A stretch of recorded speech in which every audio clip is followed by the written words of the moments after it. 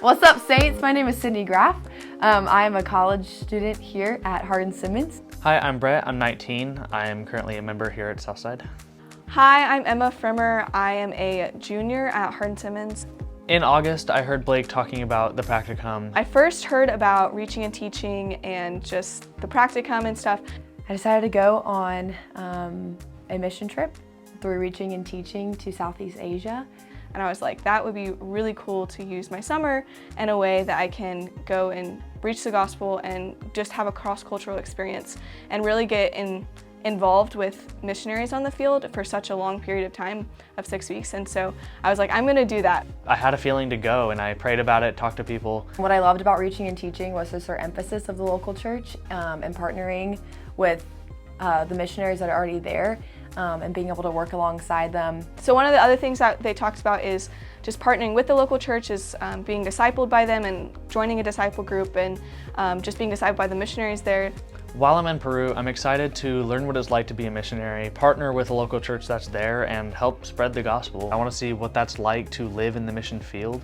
We will also be able to help plan events in the local church. So I think we'll have the opportunity to plan a VBS for some of the kids there, which is really exciting. One of the biggest things I'm excited for is just going overseas and being in a cross-cultural context and getting to know what it really looks like to do missions. I think I'm most excited about just being able to see the saints at the local church there, just see how they are fellowshipping and how they love one another.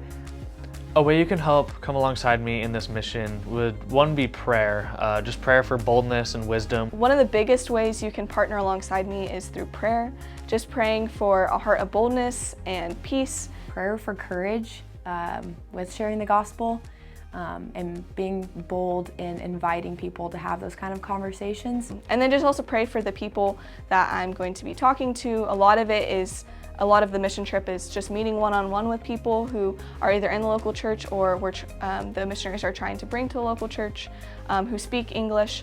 And so just praying for them. Prayers that we would be a refreshment to the missionaries there and to the local church and the saints there as we're partnering along with them. As of right now, I'm only 18% funded. I need about $2,500 more for the cost of the trip without plane tickets. I could use partners to help financially. If the Lord calls you to, seek me out in church, ask me any questions you need to.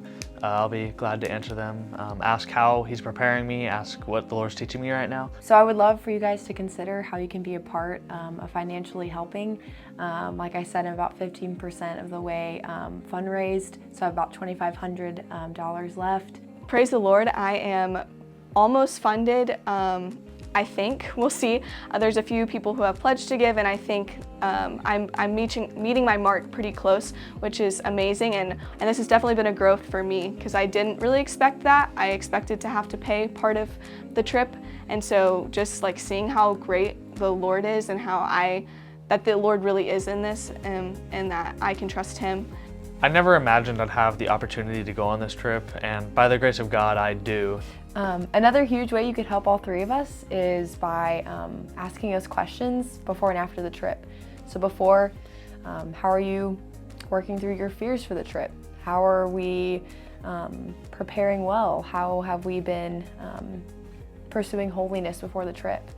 And then after, following up with what is something that the Lord has taught you, and what are some new convictions that you have in your own life, and how have you been sanctified by it?